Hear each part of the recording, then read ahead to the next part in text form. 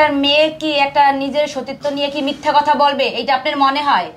ভাই আপনাকে এত ইন্টারভিউ দিয়ে লাভ কি? আমগো কপাল খুলবো না। এই ধরো তো, আমি একটু ওয়াশরুমে যাবো। আস্তে আস্তে আস্তে দাঁড়াও, ধরো, তাই না, উঠাও আস্তে। কতবার মানা করছি, আমার কথাটা শুনলা না। এখন কষ্টগুলো পাইতেছ না? গেট খুলো। আমি কেন মিথ্যা কথা বলবো? তারাও আমার কুপ্রস্তাব দিছে দেখে আমি বলছি। আর না হলে এই অবস্থায় আমি আমার সংসার তো পেট তো চালান লাগবে, আমার 2টা বাচ্চা আছে, তাহলে আমার চালাতে হবে না? তখন আমি মিথ্যা কথা বললে কি আমরা কাজে রাখবো? আর আপনার মনে হয় যে একটা নারী কখনো মিথ্যা কথা বলবে তার সত্য নিয়ে? কতবার কইছি যাইও না, তারপরও গেলা। আমি মানা করলাম যে ওখানে এমনি আন্দোলন, ওখানে যাইও না, এরপরও গেলা। কি লেগে গেলা? তাই যদি না আমার কথাটা শুনতা তাইলে কি তোমার এই হইতো? আমার কোনো কথা শোনো না, মনে করো যে আমি যেটা কই ওইটা ভালো না, না আমার কথাটাই। আমার স্বামী রিক্সা চালাইতে যাই, আমার স্বামীর আজকে এই অবস্থা হইছে। আমার স্বামী পায়ে আমার স্বামীর হাতে আহত হইছে। আচ্ছা কি করতো আপনার স্বামী একটু বলুন তো? আমার স্বামী রিক্সা চালায়, আমার স্বামী রিক্সা চালাইয়া করে, ওইখানে নাকি আন্দোলন হয়েছে, রিক্সা চালানো লোকদের সবাই বন্ধ করে দিছে, 3 মাস পর্যন্ত মানে করবে না। ভাই আমি রিক্সা চালাই।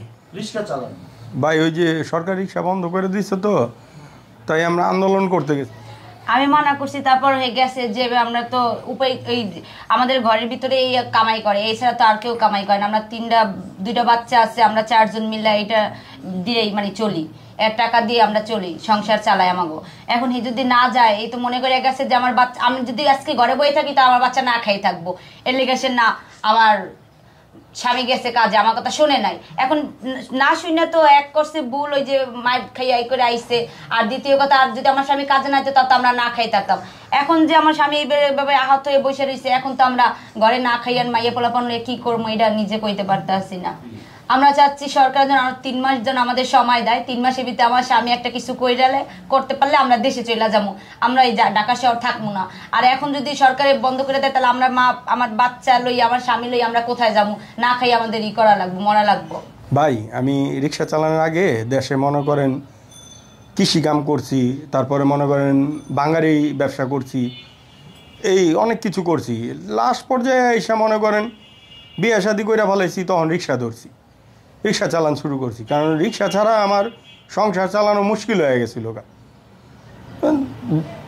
জিনিসপত্রের দাম মনে করেন হয় না, সংসারে হয় না। এদিকে 2 মাসের ঘর ভাড়া বাইজা গেছে, বাড়িওয়ালা ডেলি আয় চিল্লায়, মাইয়া একটা স্কুলে দিছি, ওরও মনে করেন বেতন বাইজা গেছে, বেতন দিতে পারি না ঠিক মতো। সংসার চালানি তো কষ্ট হয়, 1000 টাকা ইনকাম করলে এখন কিছুই হয় না, বুঝছেন ভাই।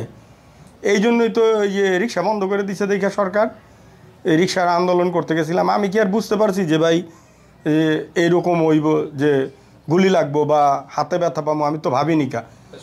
সব রিক্সাওয়ালা গেছে বুঝলা ভাই, আমিও গেছি, সব রিক্সাওয়ালার সাথে গেছি ভাই। এখন আমার স্বামী এরকম অসুস্থ রাইখা আমি কাজে গেছি, 2-3টা বাসায় গেছি, তারা খারাপ কথা বলে, মানে খারাপ প্রস্তাব দিতে আছে। আর আমার স্বামীরে দইরা বাথরুমে নেওয়া লাগে, তারপর দইরা বসান লাগে, পায়খানা করলে এগুলি পরিষ্কার করা লাগে, এগুলি আমার স্বামী একা করতে পারে না। ওই ভাতটা তো চললেই না, ভাত খাওয়াই দেওয়া লাগে আমার, সে তো বাম হাত দিয়ে ভাত খাইতে পারে না। আর আমি যদি কাজে যাই তাহলে আমার স্বামীরা একা ঘরে পড়া থাকে, বাথরুম কইরা ঘরের ভিতরে পড়ে থাকবো। এর জন্য আমি আমার স্বামীর ছেড়ে কোথাও যাইতে পারি না। এখন চিকিৎসা করতে পারতেছি বলতে, ওই হসপিটালে যে নিয়ে গেছে তারা চিকিৎসা করছে, এখন তো আমাকে চিকিৎসা চলতে আছে না, হাতে টাকা পয়সা নাই যে আমরা ওই টাকা দিয়ে আমরা চিকিৎসা করবো। আরে ভাই আপনি বোঝেন না, একটা মাইয়া মানুষকে কি খারাপ প্রস্তাব দিতে পারে একটা পুরুষ মানুষ, এটি আপনি তো বোঝা উচিত। এরকমই খারাপ প্রস্তাব দেয় তো ওইগুলি তো আমরা করবো না। আমরা গ্রাম থেকে আসছি, আমরা শহরে, আমরা তো খারাপ কাজের জন্য আসি নাই। আর আমার স্বামী ফেরেশতার মতন মানুষ, তারে যে এরকম করলো কে, এটা আল্লাহর কাছে বিচার দেই যে আল্লাহ তাদের যেন বিচার করে যে আমার স্বামীর এরকম কেন গুলি করলো, মারলো। আচ্ছা আপনাদের যখন বিয়ে হয়, তখন কি পারিবারিক ভাবে না লাভ ম্যারেজ? না, আমরা পারিবারিক ব্যাপারে বিয়ে হয়েছে আমাদের। পারিবারিক ভাবে? হ্যাঁ। যখন আপনার বিয়ে হয় তখন কি আপনি জানতেন আপনার স্বামী রিক্সা চালক? না, তখন রিক্সা চালক এরকম জানতাম না, কিন্তু জানতাম সে কোনো বাঙালির ব্যবসা করে, এরকম মানে বলছে, আমার ফ্যামিলিরা বলছে, আমি হয়তো জানতাম না এগুলো।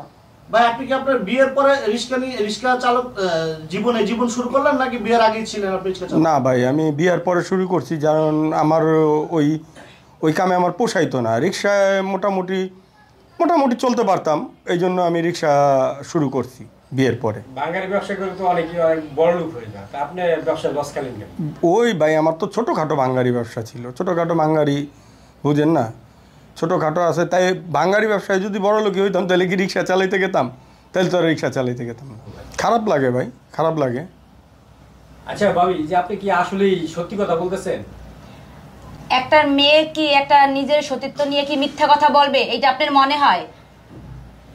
আমি কেন মিথ্যা কথা বলবো? তারাও আমার কুপ্রস্তাব দিছে দেখে আমি বলছি। আর না হলে এই অবস্থায় আমি আমার সংসার তো পেট তো চালান লাগবে, আমার 2টা বাচ্চা আছে, তাহলে আমার চালাতে হবে না? তখন আমি মিথ্যা কথা বললে কি আমরা কাজে রাখবো? আর আপনার মনে হয় যে একটা নারী কখনো মিথ্যা কথা বলবে তার সত্য নিয়ে? শোনা যায়, ঢাকা শহরে শোনা যায়, গ্রামে এরকম হয় না। এই ঢাকা শহরে তো আমি নতুন আসছি আমার স্বামীরে নিয়ে, আমি তো আর ঢাকা শহর কাউকে চিনি না যে আমি তাদের বাড়িতে বাড়িতে যে সাহায্য চাবো কি কেউ আমাকে কোনো সাহায্য করবে, এইরকম তো আমি কাউকে চিনি না। তাহলে তো তারা প্রস্তাব দিবেই। আর ঢাকা শহরের মানুষরা কিরকম এটা তো আপনারা জানেন। মালিকরাও প্রস্তাব দেয়, ছেলেরাও মানে কোন নজরে তাকায়, প্রস্তাব তো দেয় বাড়ির মালিকরাই প্রস্তাব দেয়। বিষয়টা ভাই খারাপ বিষয়। তো মানুষ বিপদে পড়লে যা হয়, বিপদে পড়লে সুযোগ নিতে চায় মানুষ, এই আর কি ভাই। না আমি তো আমি মানা করি যে তুমি কোনোখানে কাজে যাওয়ার দরকার নেই, আমি কষ্ট মষ্ট করে দেহ, সব কিছু ঠিক হয়ে গেলে আবার আগের মতো রিক্সা চালানো শুরু করে। খারাপ লাগে ভাই অবশ্যই। আপনার স্ত্রীর কেউ খারাপ প্রস্তাব দিলে আপনার খারাপ লাগতো না? সেম আমারও খারাপ লাগে। কারণ কী করলাম, আমি তো অসহায় হয়ে গেছি ভাই, এদিকে পায়ে সমস্যা, হাতে সমস্যা। আমি চাইতেছি যে ভাই সরকার আমাদের দেখুক, 3 মাস সময় দেউক রিক্সা চালানোর জন্য। 3 মাসে আমরা একটা লাইন করে নিব, অন্য কিছু হয়তো গ্রামে চলে যাবো, গ্রামে গিয়ে হয়তো কিছু একটা করবো। কারণ পায়ে চালাইতে হইলেও তো পাও ঠিক হইতে হইব, পাও ঠিক না হইলে চালামু কেমনে? পায়ে চালাইতে হইলেও তো পাওটা ঠিক হইতে হইব আমার। এখন চিন্তা ভাবনা কি করছি, এখন আমার তো যেখানে যাইতেছি ওই জায়গায় তো আমি খারাপ প্রস্তাব পাইতে আসি। এখন আমিও তো ভেঙে পড়তেছি, কি করবো? আমার 2টা সন্তান আছে, ঘর ভাড়া আছে, স্কুলের বেতন আছে, এইগুলি আমি কি করব? আমি নিজেও কিছু বলতে পারি না। সরকারের কাছে আমার এইটাই আবেদন যে সরকার যেন আমাদের কিছু সাহায্য করে, ওইটার কারণে যেন আমরা গ্রামে যে হয়তোবা কৃষি চাষ করে খেতে পারি, হয়তোবা আমার ছেলে মেয়েদের পড়ার খরচাটা একটু চালাতে পারি। এরকম আমার স্বামী যখন সুস্থ হয়ে যাবে তখন আবার আমার স্বামী নিজেই ইনকাম করে আমাদের খাওয়াবে, তখন আর সরকার থেকে আমাদের আর সাহায্য আশা করা লাগবে না।